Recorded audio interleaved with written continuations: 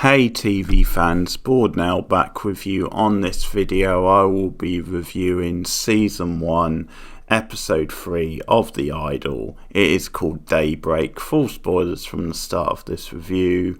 So I guess I'm going down with the sinking ship with this show basically, because this week it was announced that there would be no Season 2, and from what I can understand, the egotistical prima donna co-lead of the show, The Weeknd, had a bit of a hissy fit over it. So there you go. That seems pretty typical, but I think I can speak for the majority of people out there and just say this show not getting a second season is best for everyone. It's best for TV, it's best for humanity in general, because it really is getting very bad. After what I thought was a mixed opening episode, where I did have some positives about it, it has just declined since then, and this is the worst episode so far.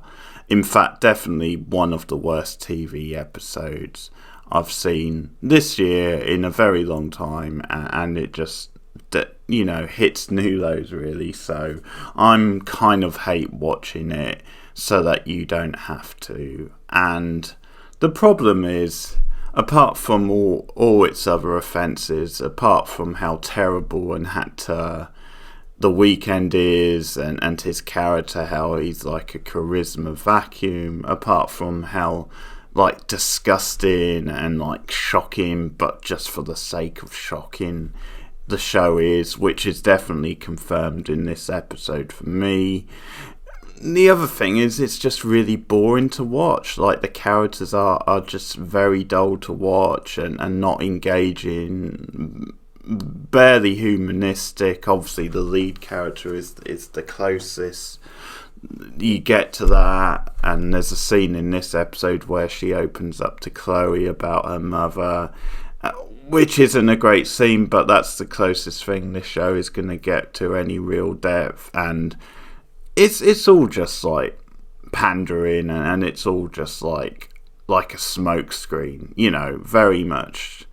See, I can't even say style over substance, because the problem with this show is it's not even that stylish to look at.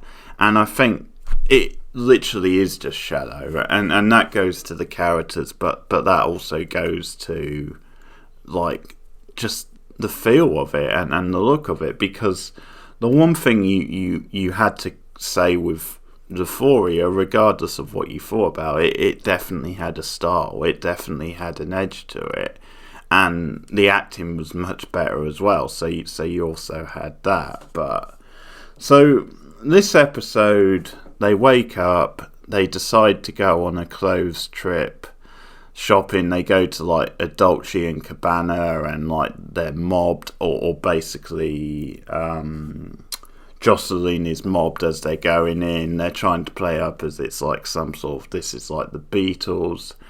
And you get this disgusting scene in the car with them just having sex. Like, they're in the back seat, because it's Leah, the friend who's driving.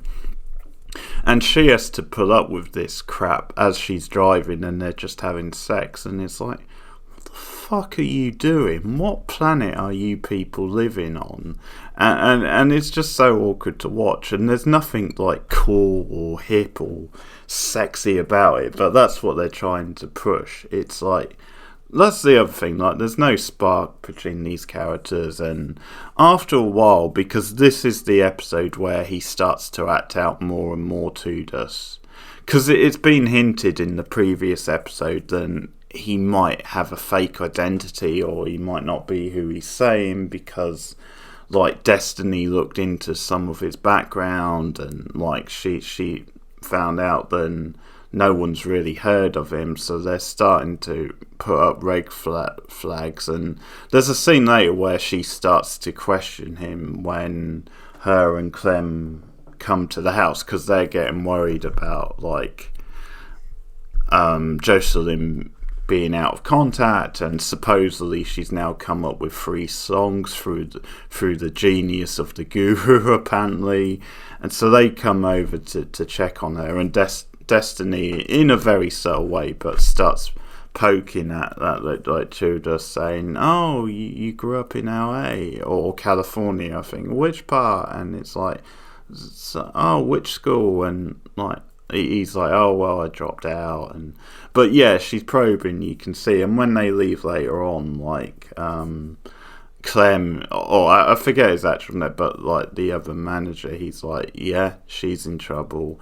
And the scene when they're still at the place, and like I think it's Leah is like, because it's when they're at the shopping outlet and she's outside and she's really panicking and phones them and says, "Oh, it's really horrible. They were like having sex in the back seat as I was driving," and all this stuff. And she talks about how he like got really aggressive, and it's just this terrible mess of a scene where like she's playing the song to them over the phone and they're just shouting, like everybody's shouting, like it's all turned up to like 11, because you also get the like Roth character in this episode as well, like the record label manager, and it stands out more in this episode, maybe because he's got a bit more to do than he really can't act neither.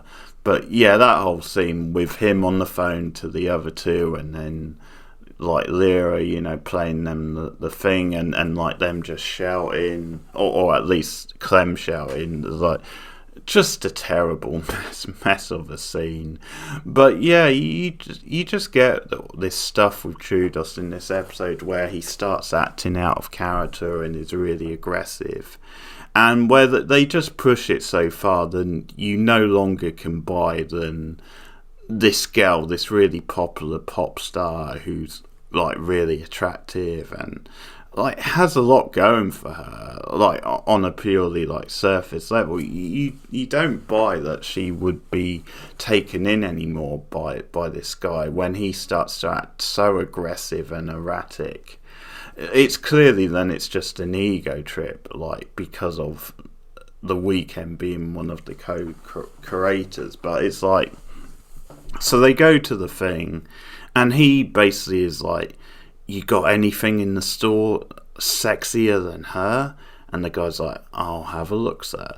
And that's the thing, he gets to dress her up in a really what he perceives like sexy way, and like that's it. It's just like male ego time. It's like, yeah, I'm just gonna like prostitute her out. And at one point, like the guy has a look at her in her outfit, and he gets all threatening. That's Tudos. He's like, he threatens to basically curb stomp the guy.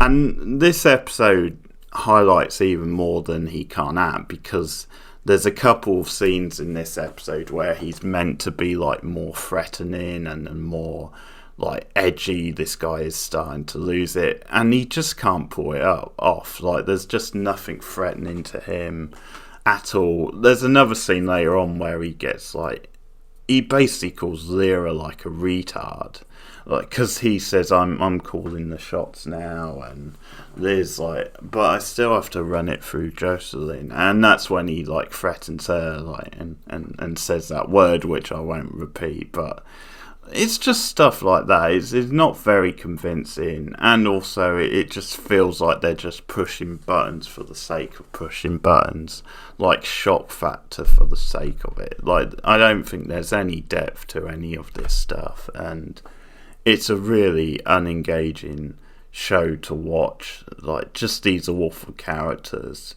because you get more crude sex scenes. There's a sex scene when they're still at the clothing place where she like eventually, because he's like gonna come in her, so she like pulls out, but this sort of makes him more determined and aggressive. And then when they're back at her place, there's more kind of unsexy sex scenes, like really contrived and crude, and you get like these really boring, drawn out like jamming sessions, or like just them sitting around like with Jocelyn opening up to like the others, and it's just so boring to watch. Like, there's just nothing interested interesting. Like, it's really shallow, but it's shallow in a boring way. It's not shallow in the sense that it at least has a bit of style or bite to it, or it's at least saying something. These are really quite, at this point, pretty cliched sort of tropes. And the point where the episode really nosedives and reaches an all-new low is when Tudus is talking to the creative director out on the balcony, who's like a lifelong friend of Jocelyn, or at least he's known her for many years, and has always seemed like quite a supportive guy. And he asks like his opinion of what he would do, and he says, well, that picture of her with like cum on her face, which was like over the internet, jizz, I should use the word jizz really, but jizz on her face all over the internet, I would blow that up and I would make it the album cover. And I'm like, what the fuck? And of course Tudus is into it because he's that sort of guy. But the thing with the show is, I actually think they want us to believe then he's on her side. He's actually like the good guy of the show. He really is some sort of genius. So he's like, oh, you're a very smart man. Do you want to do some cocaine? And that's it. That's the scene. It's absolutely ridiculous. And then later on at dinner, they're having like this dinner, and like, I think, Xander, the character's name, and he brings up the idea, and they all start debating it. And I think there's a lot of problems with the scene and this whole like thing, but one of the big problems is that no one in the scene really has like a strong enough argument against it. Like, no one in the scene just tells it like it is, or says, fuck it, this is just salacious for the sake of salacious. It's like making her a public spectacle. It doesn't achieve anything. In the grand scheme of things, no one's gonna give a shit after like a few months. No one really makes those sorts of arguments. Like, the best Lyra can come up with is like, the internet are on your side. That's the best she can come up with. And like, okay, she's being there for her friend. It's like, but, and you just get this debate around her. Like, some people are in favour, some are not. But as I said, that like, we're clearly meant to go with Tudus here. We're clearly meant to think, yeah, this is the way to go. This is shocking. It's edgy. Yeah, it's out there.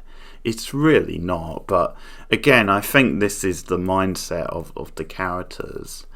And the trouble is, this scene is so contrived because you can see where it's going. You can see that he's going to manipulate her into doing something. Like, he's going to get her to do what wants to do. And he gets her to start talking about her mother in front of other people. And he's starting to say shit like, I don't think you're being who you are. I don't think you're being yourself. It comes across as shallow and phony. And you sort of want to say, yeah, pot calling the kettle black, mate, because the way you go on and behave, and that certainly seems like it's pretty shallow and phony to me, but okay. But you can just see where it's going, and it's just so cringe. And he actually, surprise, he actually convinces her, because she opens up about her mother abusing her, and that is kind of this thing where it made the death even more hard to come to terms with, because they didn't have like the best relationship. But for this guy to just get her to open up and in front of everyone and put her on the spot like this, it is just a douchebag shithead thing to do. Let's make no mistake about it. And in any sort of reality, you know, people like Lyra, even though she doesn't come off the best in this scene, like, she has been like supportive and she has been loyal to Jocelyn. So in any sort of reality, she would be the one who realistically has Jocelyn's best interests at heart. But of course, not in this kind of screwed up, warped version of reality where we're actually meant to get down on our knees and worship Judas and say, oh, okay, yeah, he's the guru, he's getting the best out of her, like, this is what she needs. And it's just the opposite. It's just like humiliating and cringe and gross, and then like he actually gets her to repeat it, so he gets to like hit her with like a brush, and she gets bruised pretty bad, and that's meant to be what they get. Like, he actually convinces her that the mother was kind of the spark, like the abuse, and that led to her inspiration for like getting that off her chest and putting that into her music. And that's what this scene at the end is meant to show. And like, on some like level, that there is truth to that. You do sort of put trauma into art and things like that, but you just can't take it seriously coming from this show and the way it's been written, and just what an arsehole he is to put her on the spotlight like that. And like, sure, yeah, you can do it, like you can get inspiration like that, but it doesn't have to be that way, and it still has to be under the right circumstances. And for him to recreate the abuse definitely isn't the right circumstances. That isn't his place. But yeah, and then there's the fact that, like, she's known this guy like a week or something in Showtime. So it's not like they know each other very well. It's not like he should have any idea about what's best for her, which, yeah, he clearly doesn't. But I'll stop rambling. That's my review. I think it's a terrible episode. I think it's the worst one yet. I think there's 5 in the season, so as I said before, I might as well just kind of hate watch it and ride it out. And I think we can all be happy. There's no more The Idol. It's been cancelled. Thank God. One of the best decisions Showtime ever made. Not Showtime, sorry, HBO. But thanks for listening. Let me know your thoughts on the episode in the comments below. All views are welcome. Please, if you want to engage me in a debate and try and make some arguments for why you think it's good, then you're very welcome, of course. But thanks for listening anyway. Share me out on social media. Like and subscribe. Ding the bell on YouTube for notifications. And look out for more TV and more film reviews coming soon. Take care, guys. See you later.